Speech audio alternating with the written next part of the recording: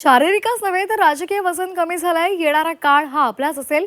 Fit राहण्यासाठी आपण जिमवर भर देतोय, असं माजी मंत्री धनंजय मुंडे यांनी म्हटलेलं आहे. जाहीर कार्यक्रमात फिटनेस दाखवेन असंही ते म्हणाले.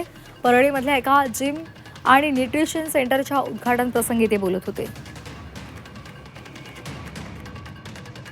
मी स्वतः जिम करतोय. बऱ्यापैकी मी स्वतः वजन माझं कमी केलंय. असंही सर्व क्षेत्रातलं आपलं वजन कमी झालं होतं. पण येणारा काळ आपला आहे, त्या काळात आपण अतिशय चांगलं फिट राहायला पाहिजे, यासाठी मी आता जिम करतोय. कामाच्या व्यापामुळे कधीतरी कमी जास्त होत आहे.